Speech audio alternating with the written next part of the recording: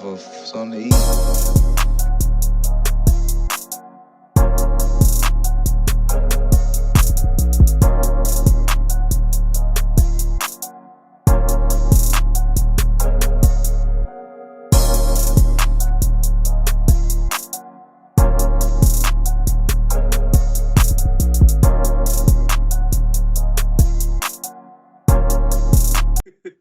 All right, I got you. All right.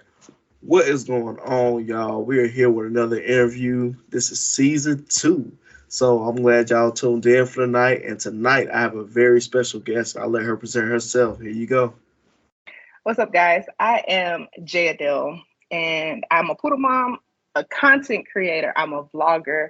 I'm a person with ADHD, bipolar disorder, and honestly, I'm just an adult trying to navigate through the ghetto places adulthood. So I'm happy to be here. All right. And you heard it from fresh from her mouth. So here we go. So it has been a minute. It has. Yes, it's been a minute since we've actually had a full like face-to-face conversation.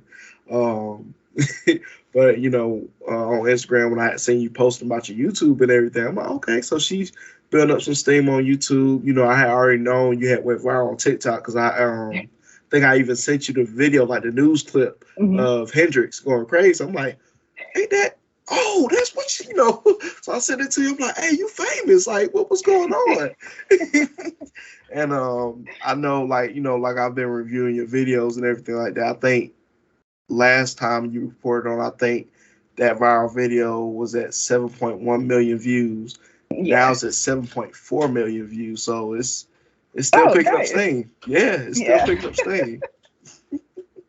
I know when I woke up, so I posted it. So there was another video that I kind of went semi-viral. That one only got like 100K. So I picked up a little bit of traction, a background from there.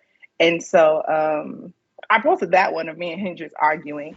And I literally just, posted it. So I understand the dynamics, or I would say the algorithm of TikTok. So I just, I did what I usually do and I posted it. And so I went to sleep. When I woke up, it was chaos. I mean, it was just comments and views. And like, I think I woke up to 900K.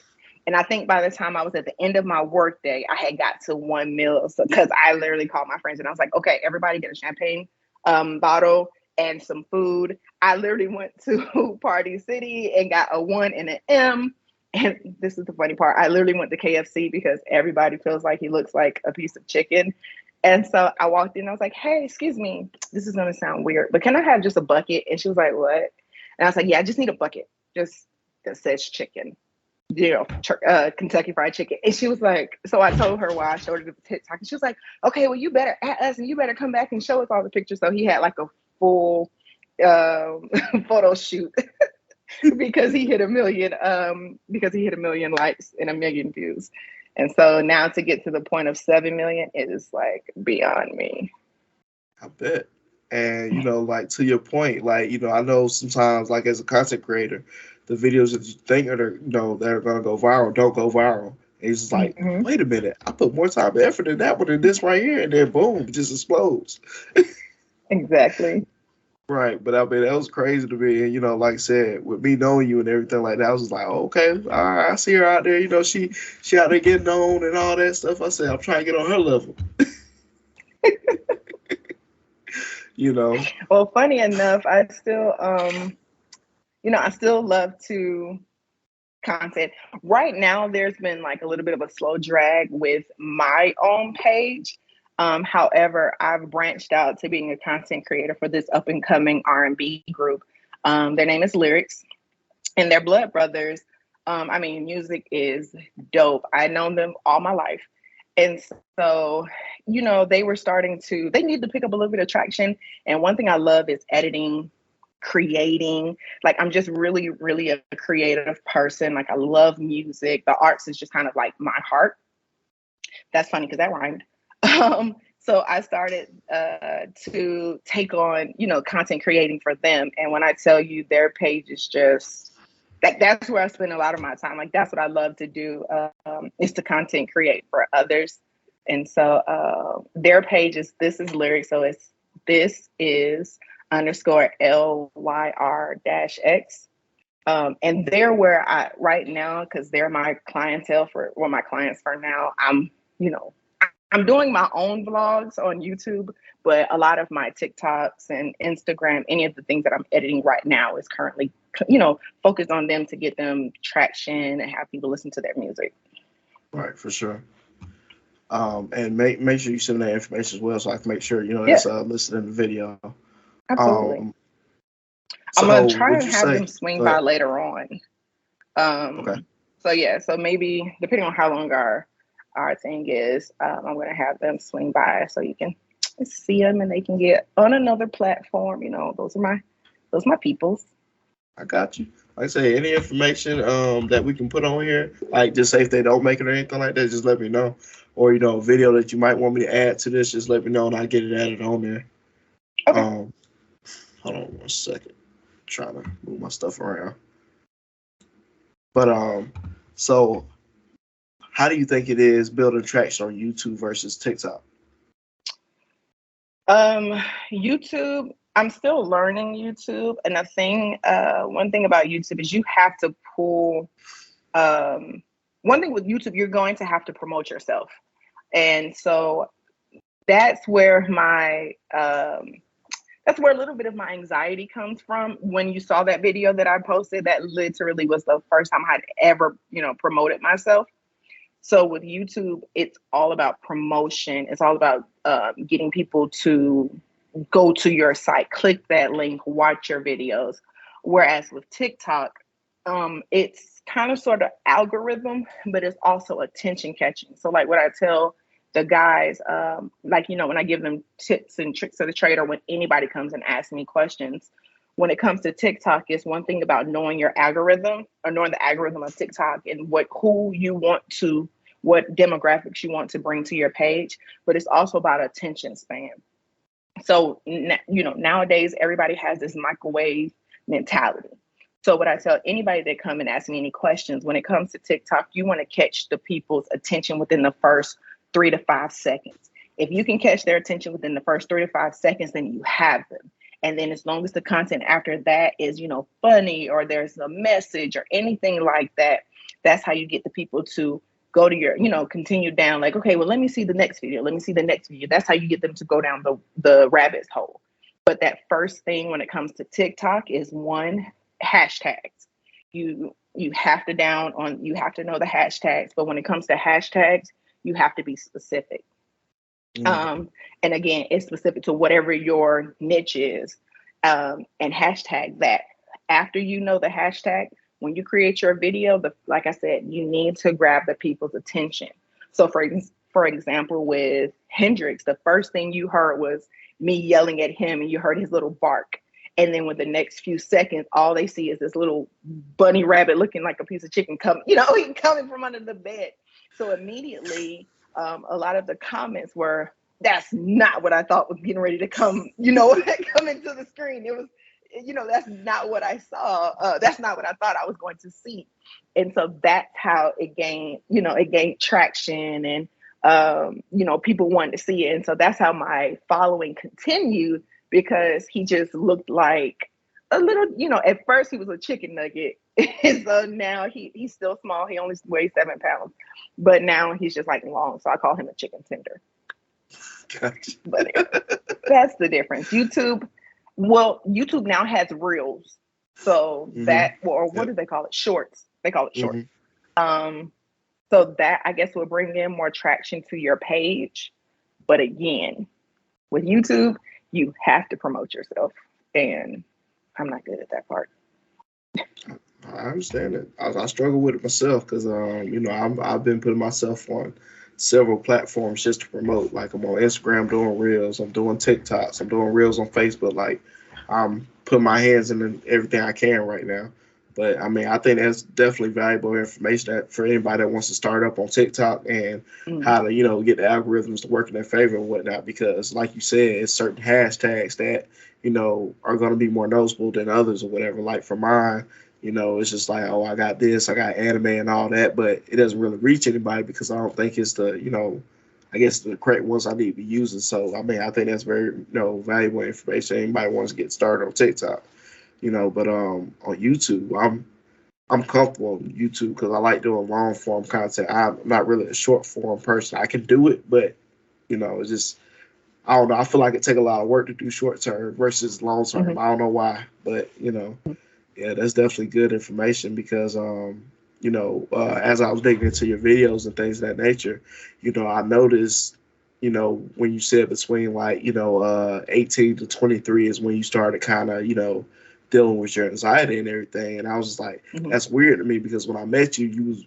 to me you was very outgoing. I was like, yes, you very outgoing. You know, we was always have fun in the dorm and all that or whatever. I'm like, I never saw her, you know, as far as, you know, like having anxiety or anything like that. So, Mhm. you know, when I was combing through your videos and I heard that, I was like, that's interesting. I was there a year or so for that time. So, yeah, I remember how she was when I met her. So, um, well, so with that being said, I mean, do you consider yourself more of an introvert now, or do you still feel like you're outgoing? So I'm definitely an introvert now. What I would say, so 18, so I was saying was 18 to 23, I've suppressed a lot of that, time frame. When you met me in college, I was good at wearing a mask. So I would definitely um, be bubbly. So the person you saw is my natural personality.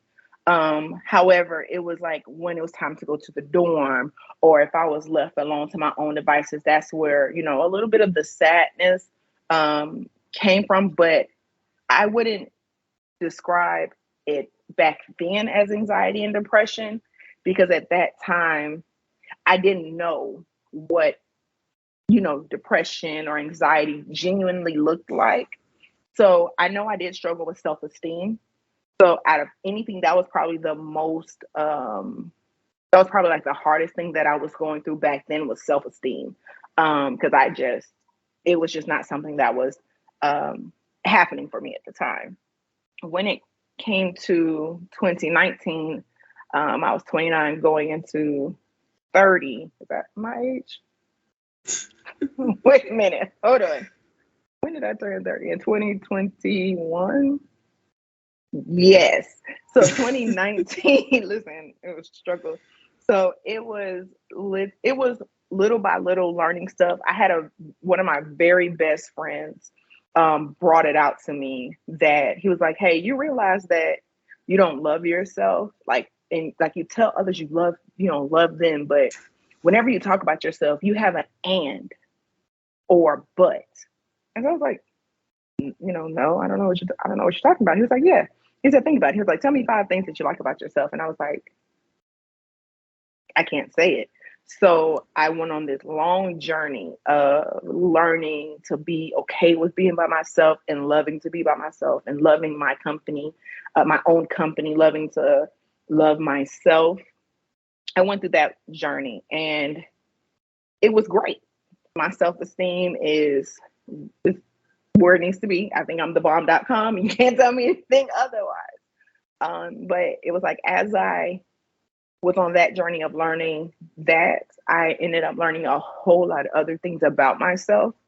And in 2019, I just kind of cracked mentally. It was kind of a downward spiral.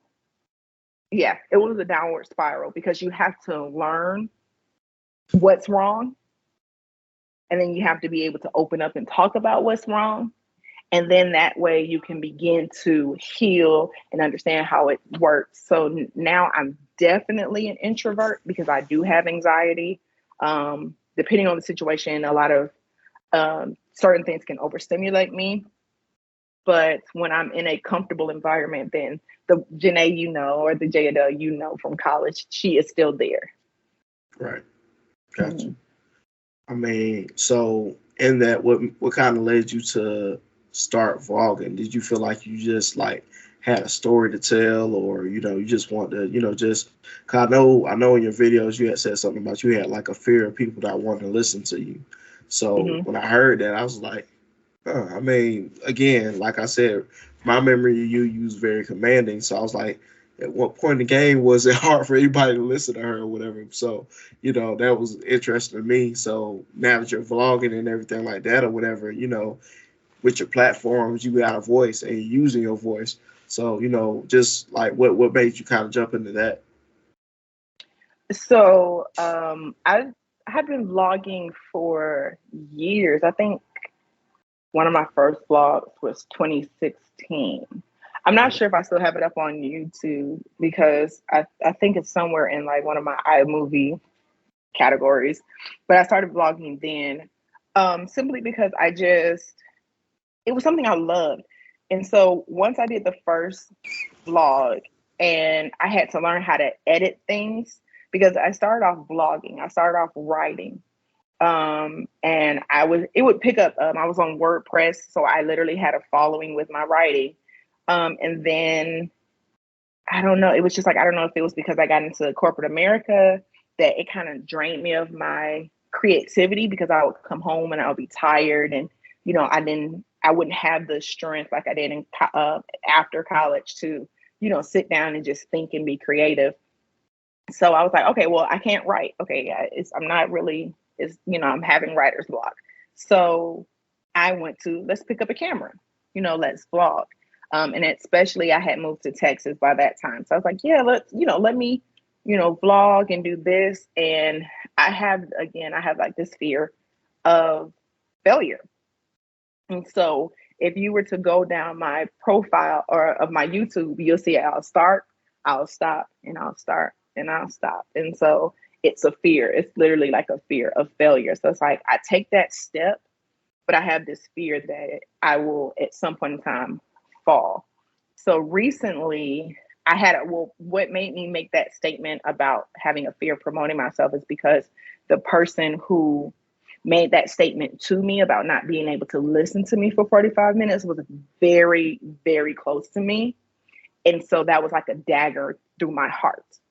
Right. And so with that person telling me that they weren't able to listen to me for 45 minutes, it was like, well, how would I get other people to listen to me? So I can promote myself all day on TikTok because it's like there's no one who like they know me.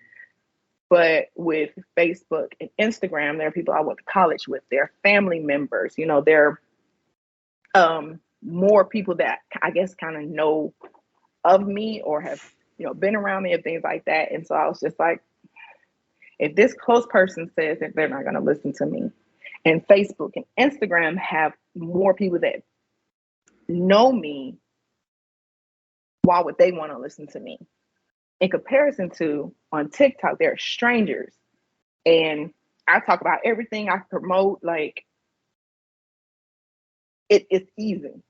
So that's where that statement of fear came from. I will say I'm still commanding in certain ways. It takes a lot because I was diagnosed with anxiety. It does take a lot more for me to do that. To get that part of me to come out. It takes a lot more, but she's still there. The commanding is definitely still there. You can ask the guys. That's good to know. I'm glad it's still there. That's why I was kind of worried about. I'm like, I hope she ain't lose that. That was like one of her best qualities to me, you know.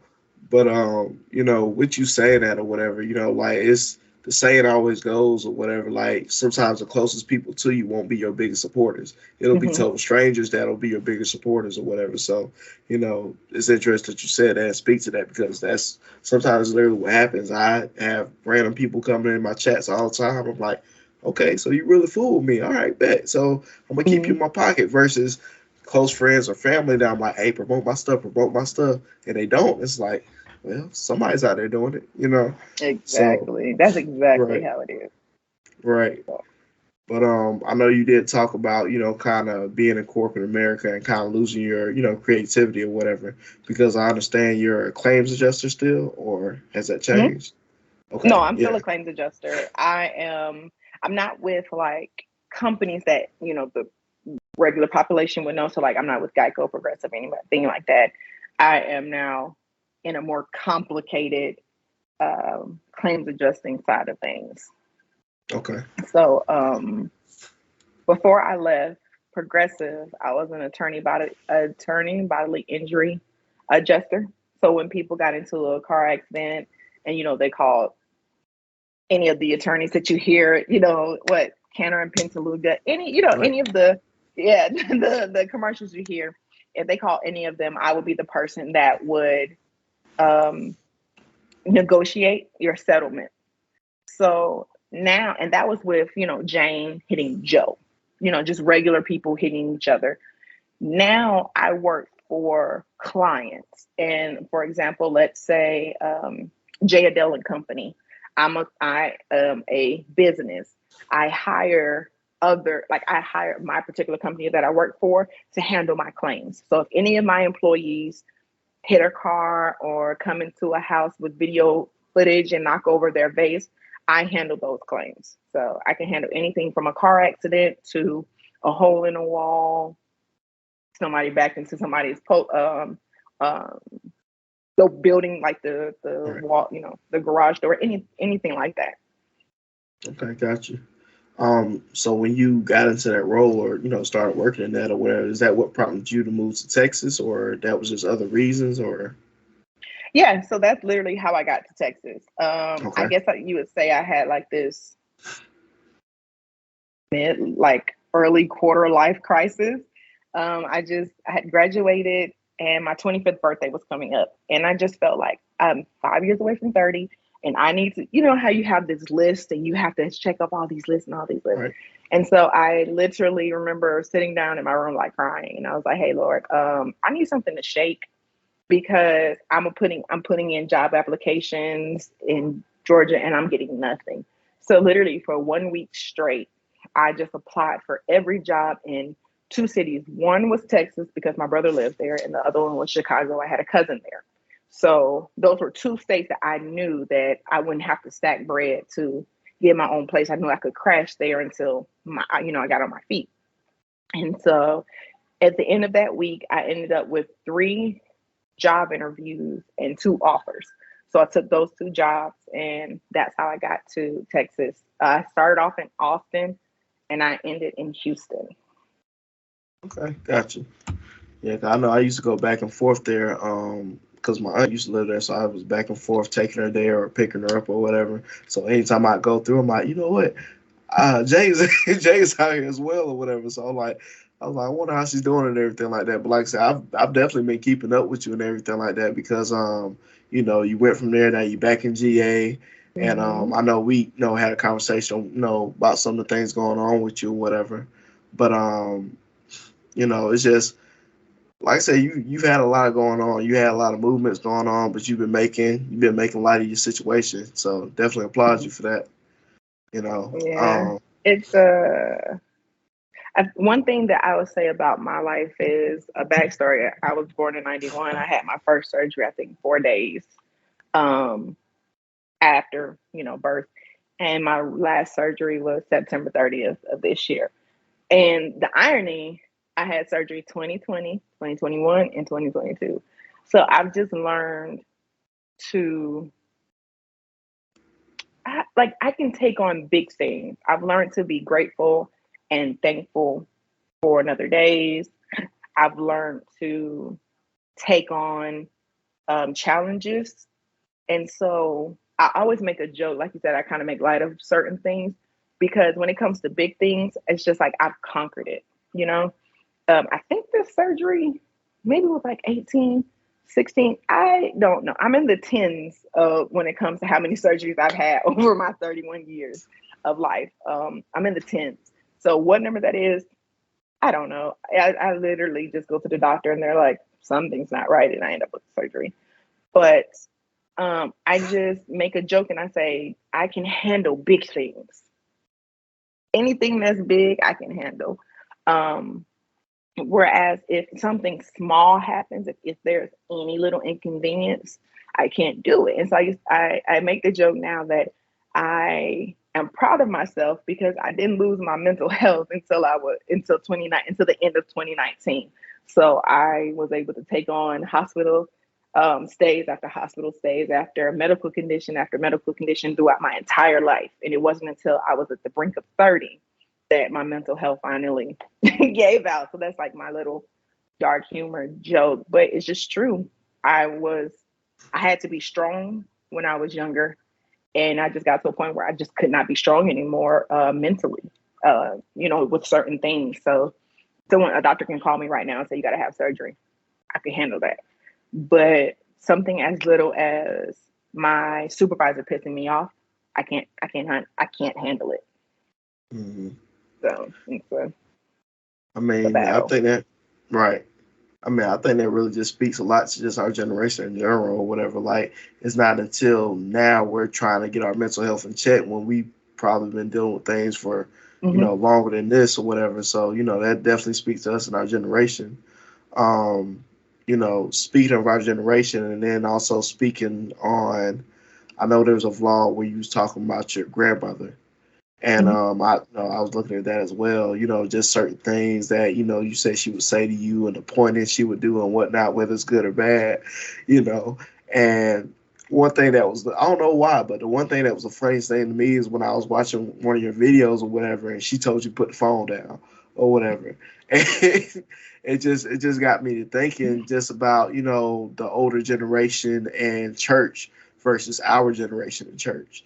And when I think about that, my question to you would be like, what is it?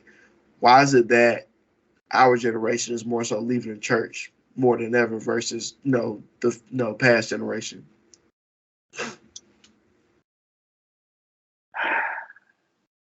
I think our generation is leaving. I want to say that we're leaving the older church. We're leaving our family churches. I do believe that a lot of us are going, we're not leaving church in general.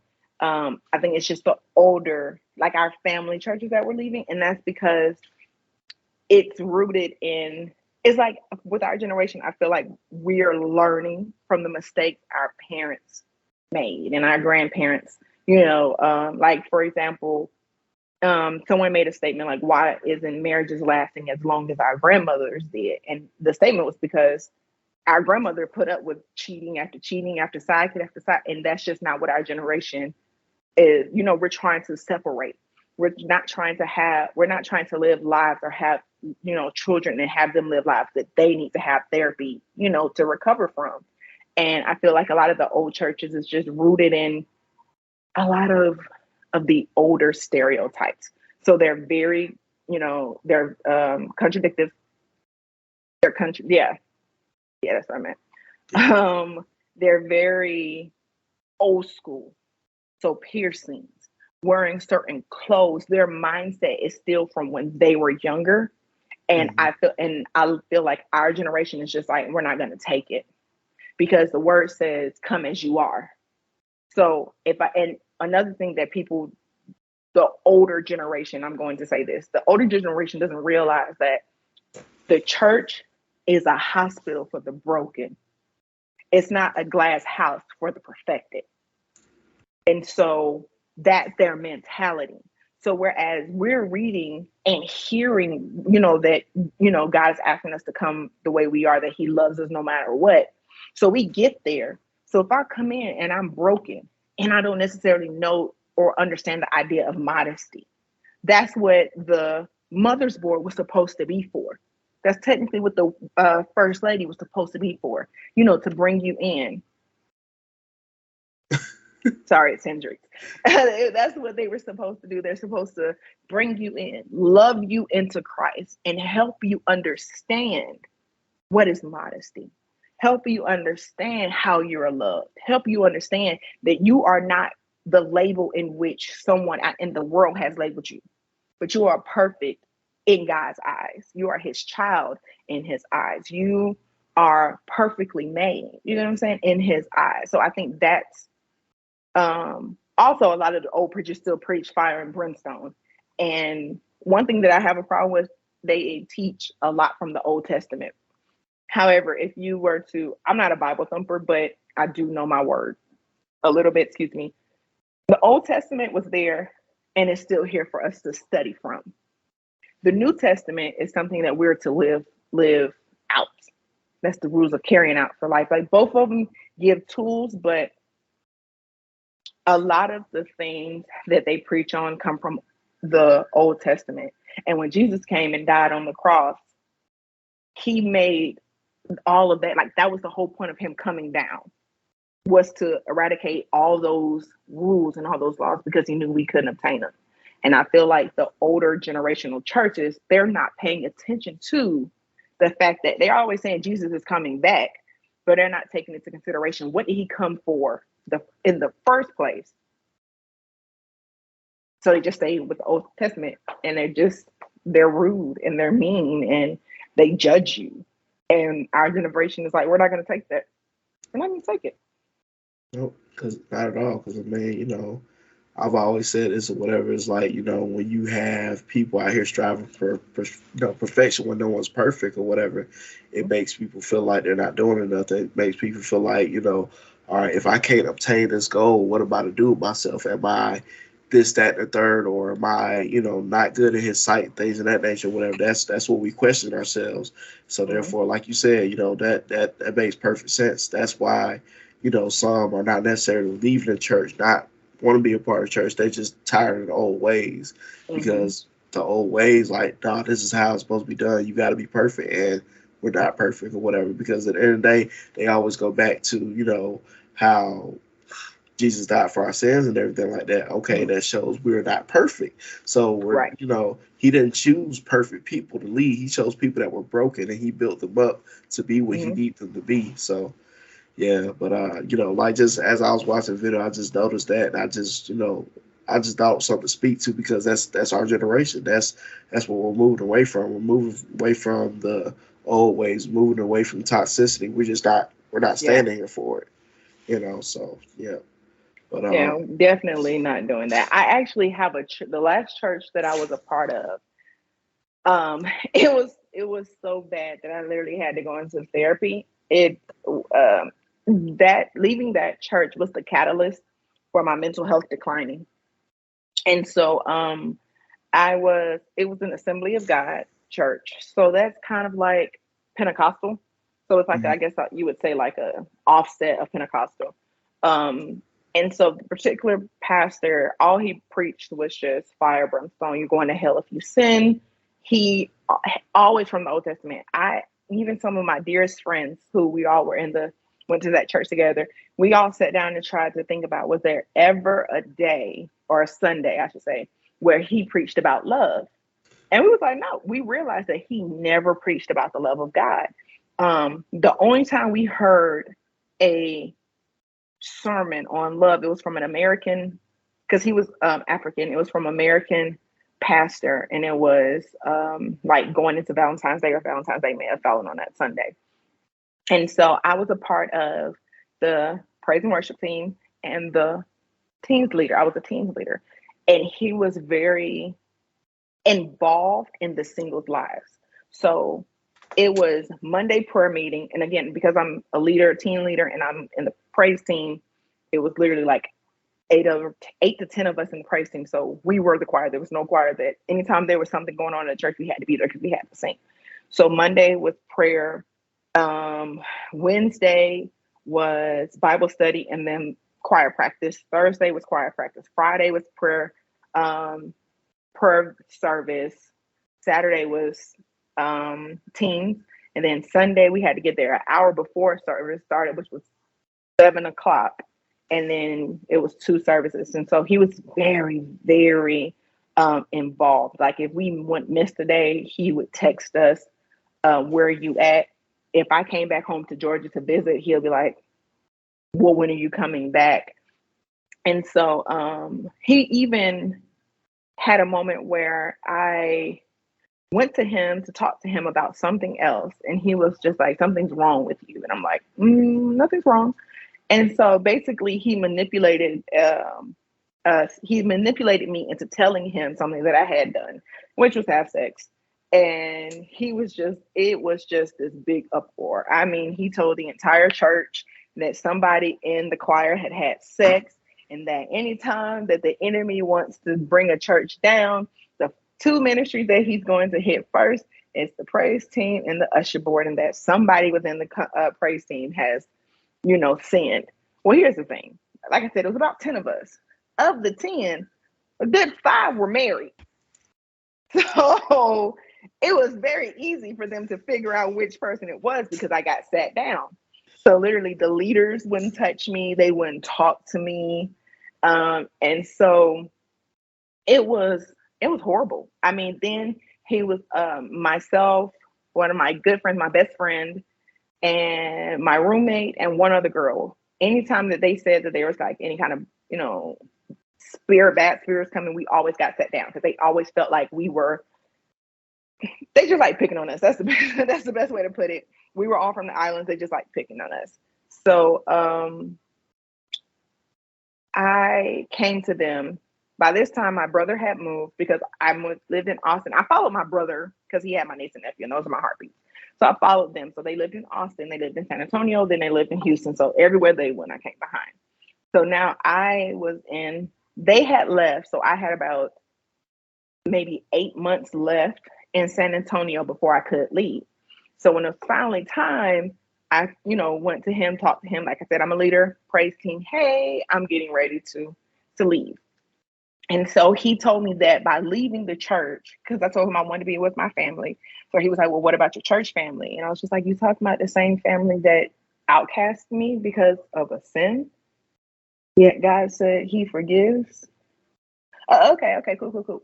And then it was, he said that it was spiritual abortion for me leaving the church when I did. And so during service, like throughout the 2.5, 3 years that I was there, he always said that there was he always talked about monitoring spirits. So like he would tell you, don't post anything, be mindful of what you say because they're monitoring, the enemy has monitoring spirits. And so when I moved after I told him that, and I moved to Houston, I would literally have nightmares. Anytime I was getting ready to make a big decision, I would have nightmares. And he was in my dreams, and he would like shun me, or, he would make some kind of statement about whatever dream or whatever decision I was trying to make. And then literally it just broke me. That literally was the icing on the cake after, and I had to go. I mean, these dreams they would haunt me. Like when I woke up, I was like, my friends, the boyfriend I had at the time could visibly tell that I was traumatized. Like it was so real, so vivid. And so that's what led me into therapy, because I literally lost my mind. I just couldn't do it anymore. Yeah. Man, that's a mouthful. Because at the end of the day, whatever, this is just me from outside looking in. It's like he was speaking death, and words carry weight. So with that being said, yeah, he was there in them dreams because that's who he was speaking among you, hitting you with the guilt and everything like that, or whatever, which that wasn't something that you had to carry, but yeah, I mean, I've had church hurt, but that's nothing like that. Nothing like that. Yeah. But it's I'm one of those people, whatever, don't cast a stone if Right. Exactly. if you're not, if you're not without rapport or whatever.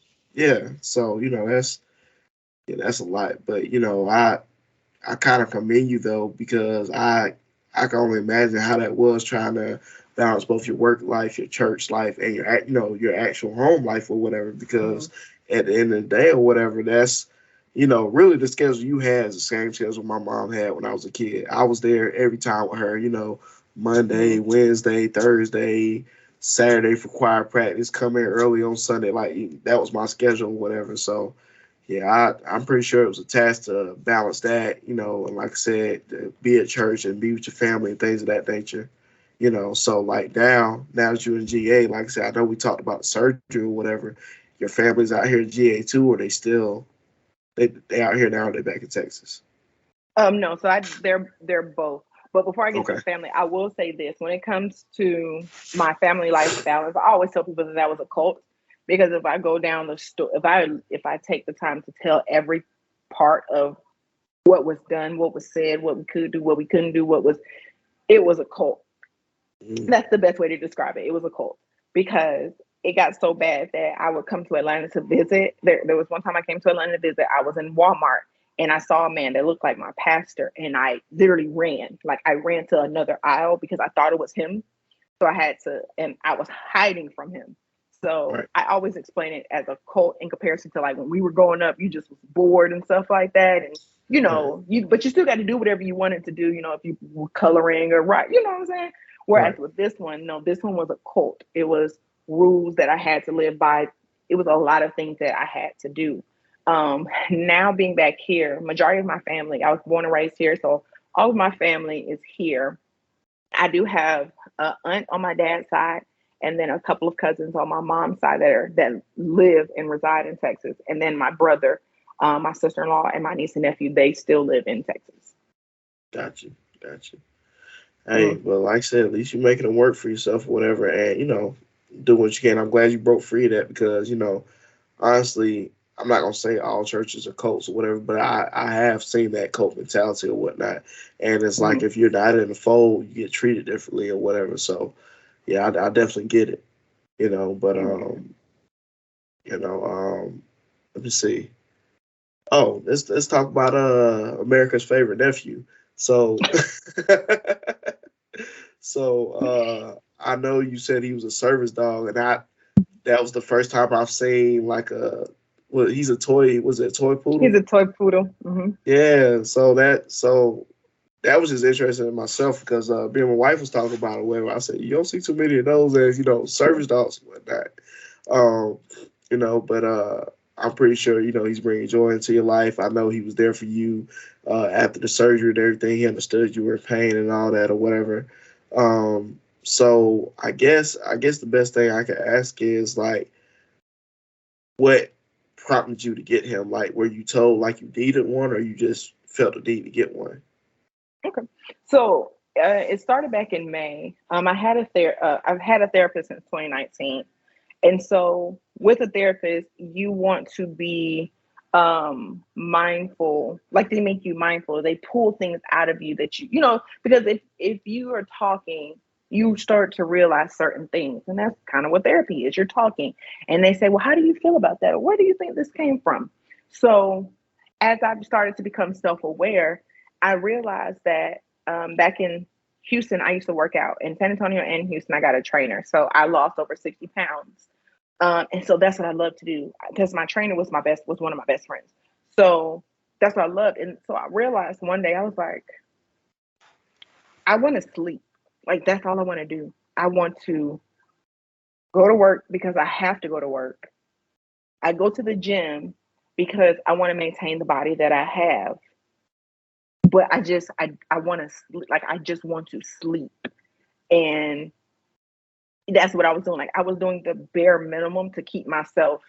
This is still in Houston. Keep myself, I guess, going. I literally was doing the bare minimum. There'll be times where I would forget to eat, and I had no desire. I would again working because I had to work, but again, I would do the bare minimum. And then I would just sleep. I would just go to sleep. A lot of times, the most time that I would have real joy is being around my niece and my nephew.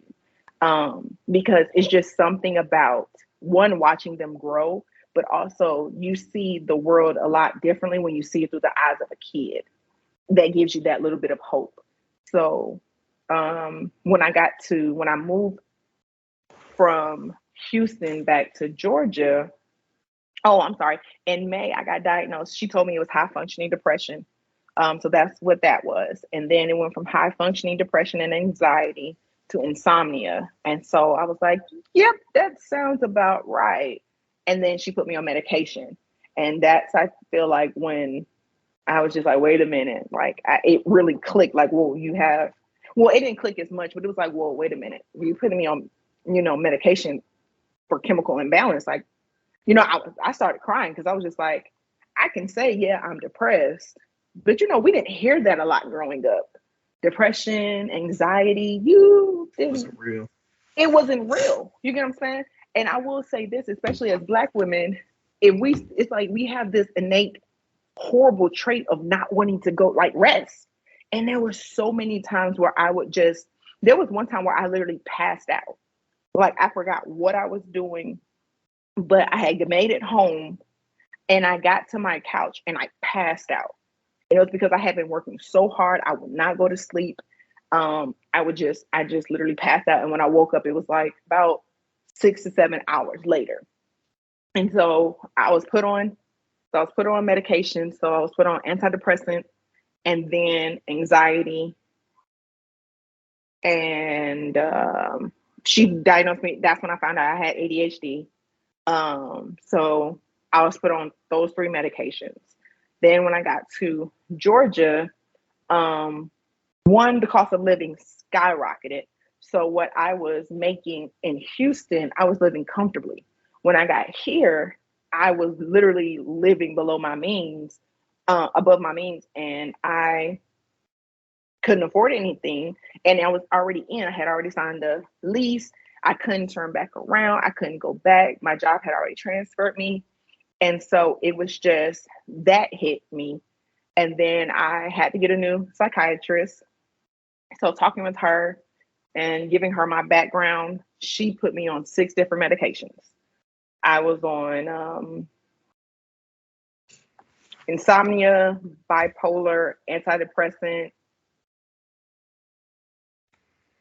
Adderall, and there was 2 other medications. I can't think of what they were. Come to find out, they were all fighting each other. So I went through a horrible spiral of um, suicide ideations, attempts, crying. That's when I was diagnosed bipolar. So I'm just horrible. And so at that time, I had gotten so bad that they had to take me off. My psychiatrist had to take me off of work. I was not balanced at all. And so that's when I looked into a service animal. And so I never wanted a big dog because a lot of times when people see big dogs in regards to service animals, it's because they have like fainting spells or they need their dogs to do more bodily things like seizures, that like some dogs are trained, if they smell that their owner's getting ready to go into a seizure, they lay down so that they aren't hit, they don't hit the ground. So when I got Hendrix, I got a lot of pushback from family, from the internet, because he's so small. And they're like, you're just saying that, like, what, there's nothing wrong with you because you think service animal, you think physical disability. And I'm like, there's also unseen disabilities. And so I had to get people to understand Hendrix knows, especially when he was little. He still does it today, but or now that he's older, but I'm a bit more balanced when it comes to my mental health. But when I was really in the thick of things, Hendrix knew, and he would literally do his job. He would bark, he would yell, he would scream. He would just do everything that you can think of when it comes to noise to get me to shift my focus from my problems to him. Like there were times where I wouldn't pass out, but I would just lay down crying because I just wanted to be, I didn't want to be here anymore. Tears. And he literally, tears, and he would literally come and nibble at me. Again, he said at that time he was like 3 or 4 pounds. So, he's literally nibbling at me and, barking, and he was doing his job to get me to shift. And then I also have social anxiety. So I would go out with him so that I could make it through going to the grocery store, going into the mall to do anything that I need to do. And, if he felt that I was, freaking out, then again, he would look at me, he would call me, he would try and bite me, he would try to just get my attention. So that's how that's what his service is to, go after, anytime he feels my, like I said, I'm diagnosed bipolar. So anytime he feels that there's some type of shift in a severe, he does react and he comes to me. So even now, if I go from being like, if I'm really, really upset, he will try and gain my attention. He will bark. He's going to do anything that he can do to get me to shift my attention from my feelings to taking care of him. So yeah. Hey, definitely want to get into that for people, so people know what's going on and know, like, hey, that's the thing. It doesn't have to be, like, say, it have to be a big dog or whatever. There are dogs that are trained for, other symptoms out there, or whatever, that people aren't aware of. So that's funny enough. People gave me a lot of slack, but you know that you can have a miniature horse as a service animal. You can have a dog I think it's a dog, pig, and a mini horse. Because I know it's not a cat. It's one of the three. It's those three. I know a dog, and then if I'm not mistaken, it is a miniature. Yeah, I think it's dog, pig, and a miniature horse. So I was like, you guys are giving me flack because I have a small dog, but there are people literally walking around with the miniature horse as their service animal. Right. It's like, why am I getting flack? Right. Hey, but as long as you know what's going on, that's all that matters. Like it's right. Sometimes them opinions is just all they are or whatever. As long as you know what's going on, that's all that matters. Yeah, I think we did a good hour's worth of just kind of diving into who. Yeah. Yeah. Now, since we were ending off, I think the guys are here. So okay. I'm going to end it off in a bang. Hold on 1 second for me. Right.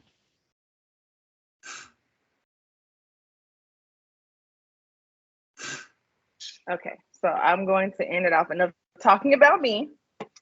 Got it. And my life and my issues. I'm going to introduce you guys to my clients, the R&B duo. Again, their name is Lyrics, L-Y-R-X, L-Y-R-X. Their Instagram and all of their social media is this is underscore Lyrics, L-Y-R-X. They're behind the camera acting funny.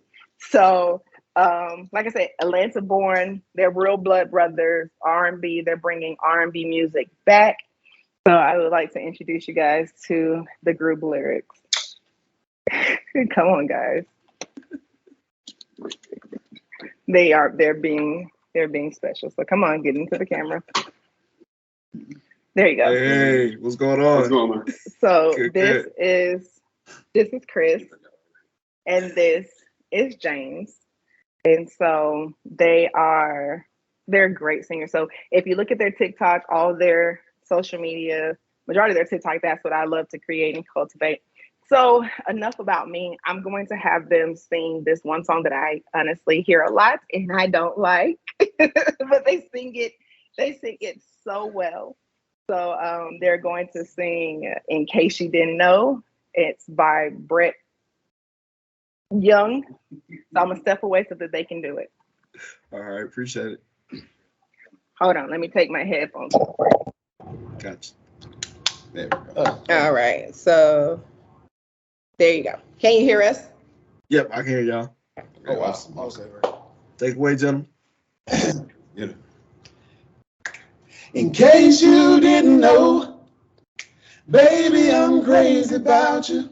And I would be lying if I said that I could live this life without you, even though I don't tell you all the time, but you had my heart a long, long time ago.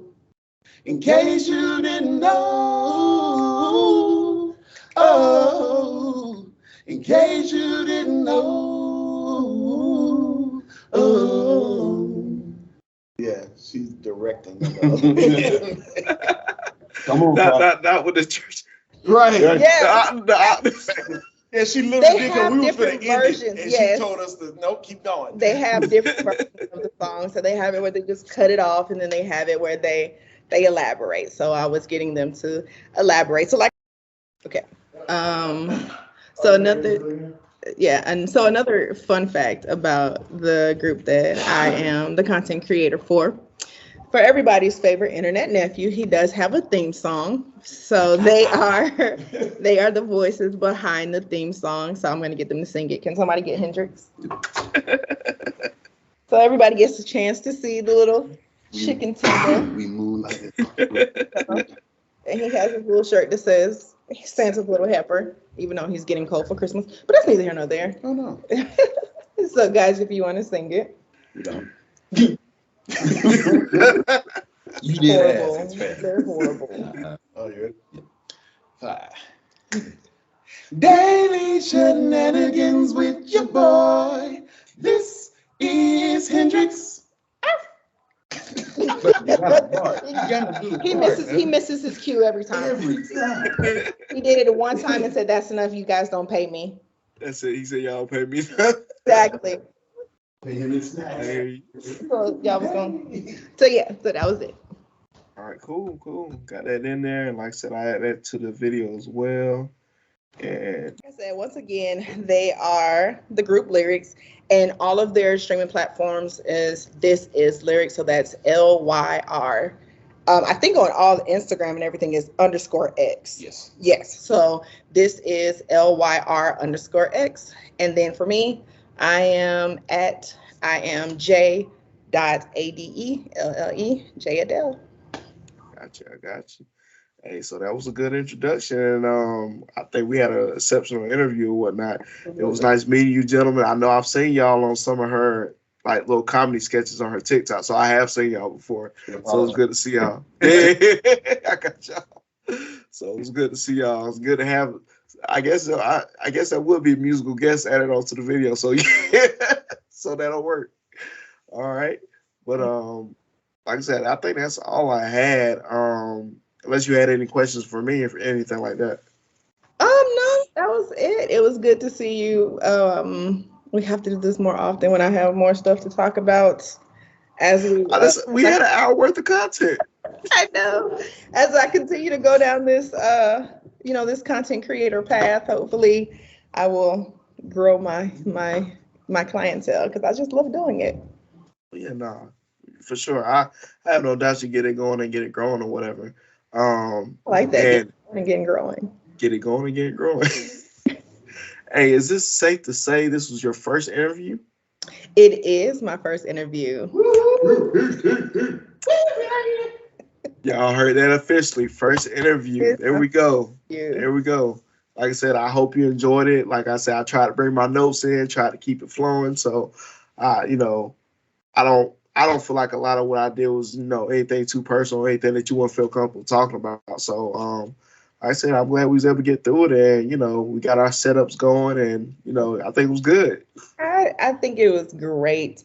I'm always here to talk about my life because I feel like I have a story, and so I'm now starting to stop the fear of telling it. So I don't feel like it was personal, and we can always run, any of the, vlogs to come back because, as you see, I'm starting to do shorter. I'm still doing my long vlogs, but I am starting to do shorter ones to just kind of explain certain things. Like my next one is going to be about bipolar highs and lows. So anytime we can always do it again and talk more in depth about things. Oh yeah, for sure. And like I said, when I seen your post or whatever, I just knew you had a story to tell, and I want to make sure I jumped on. It was like, hey, let me get you on, let me get you to tell your story or whatever. That way, like you said, you can push your promotion. So, hopefully, I'm that stepping stone to where you're trying to get to. Thanks. Absolutely. All right. But like I said, I think that's all I had. Thank you for volunteering your time and telling your story or whatever. And like I said, we definitely got to do this again. Hopefully, when you're feeling better, I can get you into the studio. Oh, definitely. Absolutely. Yep. Give me a little bit of time and I would definitely be in the studio. And so thank you for this opportunity because you definitely were my first interview. So I'm excited. I'm grateful. I'm humbled. All right. I'm going to end it here and let me stop recording. And anything else that you want to drop before we go? Or are you good? And make sure I get all those links. So I got your links. I need their links, and I'm gonna have that all added on here. And this should drop sometime next week, probably next Wednesday. Okay. So that way I get through all the editing and stuff like that, and then we can promote on both ends. Absolutely. Yep. All right. So like I said, this has been another interview with your host K1 and your special guest J.Adelle. All right, y'all have a good one. Peace. Hey guys.